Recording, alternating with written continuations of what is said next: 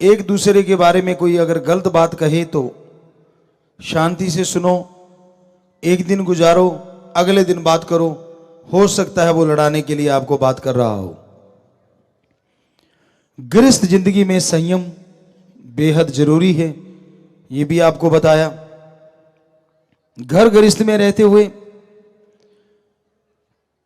क्या भक्ति की जा सकती है?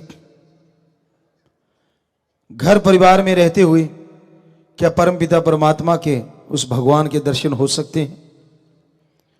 जी हां, आप अपने घर परिवार में रहिए, जिस धर्म को मानते हैं मानते रहिए, पर तालमेल बिठाइए। काम धंधा करते हुए राम का नाम जपने का। हमारे धर्मों में लिखा है, पवित्र वेदों में, कर्मयोगी और ज्ञान योगी। सभी धर्मों में यही बात आती है, हक हलाल की रोजी रोटी, अल्लाह की इबादत, दशानवादी कीर्त कमाई, वाहिगुरु का नाम जपना, हार्ड वर्क और गॉड्स प्रेयर। तो जो पवित्र वेदों में बताया सब कुछ वैसे हर धर्म में बताया गया, क्योंकि पवित्र वेद हमारे पुरातन हैं। सो हमने वहीं से शुरुआत करते हैं। तो इन सभी में बताया है, काम धंधा करते हुए, कर्म योगी रहते हुए आप ज्ञान योगी बन सकते हैं। या यूं कहें, पहले ज्ञान योगी बनिए, फिर कर्म योगी बनिए।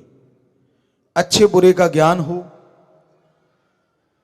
और अच्छे बुरे की पहचान हो, तभी आप कर्म करें।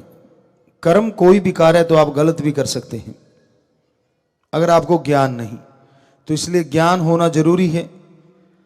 जब तक ज्ञान नहीं होता तब तक मालिक की कृपा दृष्टि के लायक आप नहीं बन सकते। ज्ञान के बिना कर्म सही नहीं है। ज्ञान जब होता है पता चलता है कौन सा कर्म सही है, कौन सा कर्म गलत है। तो ज्ञान योगी होना कैसे संभव है? मान लीजिए आप कोई काम धंधा करते हैं, आप गाड़ी चलाते हैं, खेती बाड़ी करते हैं, आप बिजनेस व्यापार करते हैं, तो उसमें यह जरूरी है कि काम धंधा करते रहिए, हाथों पैरों से कर्म करने हैं और जीवा से ख्यालों से प्रभु का नाम जपना है। आप गाड़ी चला रहे हैं, हाथों से स्टीयरिंग देखना सामने है, पैरों से क्लच ब्रेक दबाते हैं, एक्सीलेटर दबाते हैं। जीवा से तो कोई क्लच ब्रेक नहीं दबाते। चलाते जाइए गाड़ी और जीवा से ओम हरि अल्लाह वाहिगुरु राम का नाम लेते जाइए। तो ये है ज्ञान योगी के ज्ञान योगी और कर्म योगी के कर्म योगी। यहां जाना चाहते हो वहां भी पहुंच गए और प्रभु का नाम भी होता जा रहा है।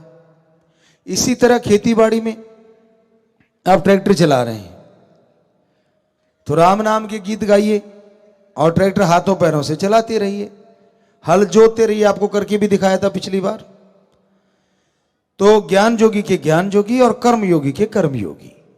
तो ये तालमेल बिठाना है आपने।